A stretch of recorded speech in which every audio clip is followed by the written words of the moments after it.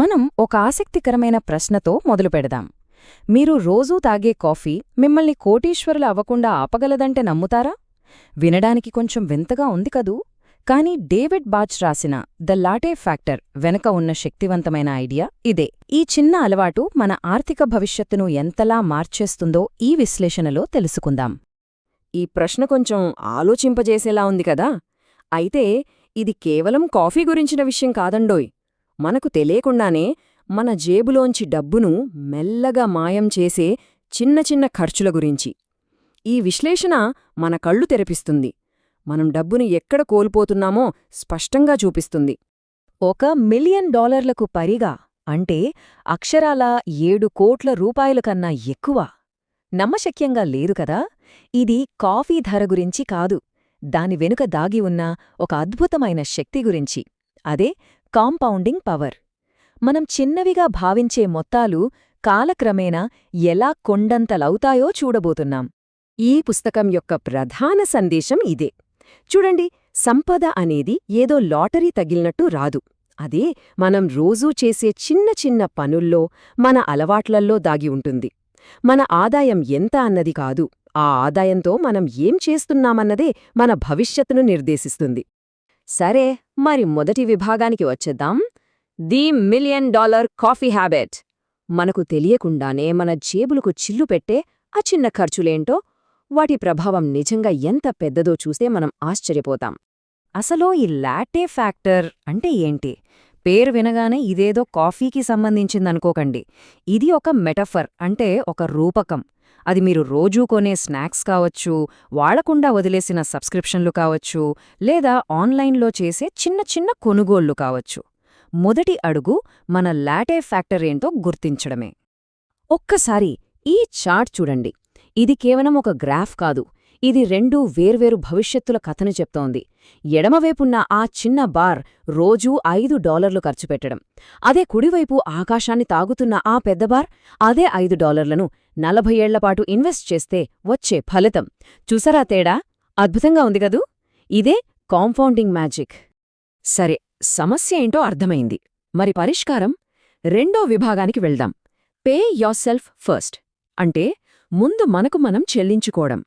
వినడానికి కొంచెం కొత్తగా ఉన్నా మన ఆర్థిక జీవితాన్ని మార్చేసే అత్యంత శక్తివంతమైన సూత్రమిది.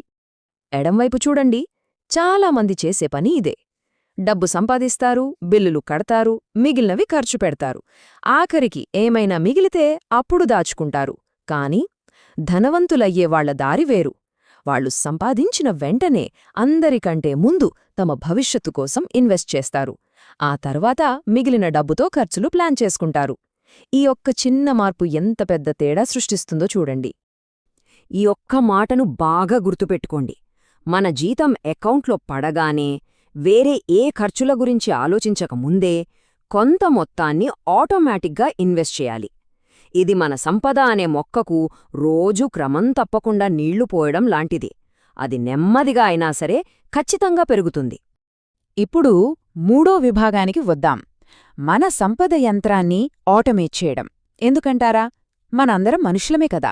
ఒక్కోసారి బద్దకిస్తాం, మర్చిపోతాం, లేదా మార్కెట్ కొంచెం పడిపోగానే భయపడి ఆపేస్తాం. ఈ ఆటోమేషన్ అనేది మన ఎమోషన్స్ని, మన తప్పుల్ని ఆట నుంచి పూర్తిగా పక్కకు నెట్టేస్తుంది. సంపదను నిర్మించడమనేది ఆ విరిగిపోయిన నిచ్చెనెక్కడం లాంటిది కాదు. అది అస్థిరంగా, కష్టంగా ఉంటుంది. అదే ఆటోమేషన్ అనుకోండి, ఒక ఎస్కలేటర్ లాంటిది. ఒక్కసారి దాన్ని సెట్ చేసి వదిలేస్తే చాలు, అది మిమ్మల్ని స్థిరంగా, ఆపకుండా పైకి తీసుకెళ్తూనే ఉంటుంది. మరి దీన్ని సెటప్ చేయడం కష్టమా? అస్సలు కాదు. కేవలం 3 సింపుల్ స్టెప్స్. 1. ప్రతి నెల ఎంత ఇన్వెస్ట్ చేయాలో నిర్ణయించుకోండి. 2. మీ బ్యాంక్ అకౌంట్ నుంచి ఆటోమేటిక్గా డబ్బు ట్రాన్స్ఫర్ అయ్యేలా సెటప్ చేయండి. 3. అంతే, ఇంక దాని పని చేసుకోనివ్వండి.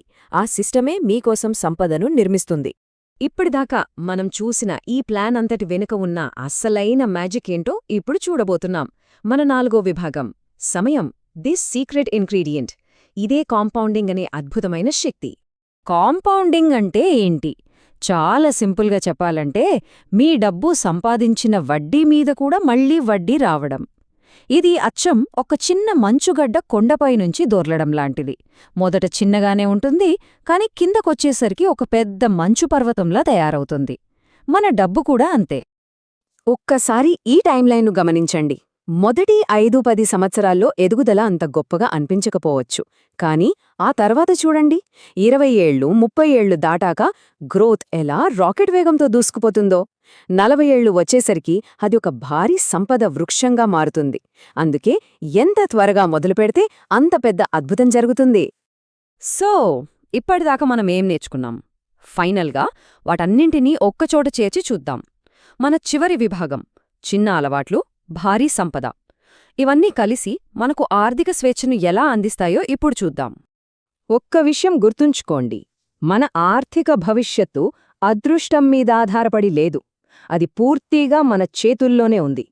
ఈరోజు మనం తీసుకునే చిన్న చిన్న క్రమశిక్షణతో కూడిన నిర్ణయాలే రేపటి మన ఆర్థిక స్వేచ్ఛకు పునాదిరాళ్లు. మన సంపదకు మనమే శిల్పులం.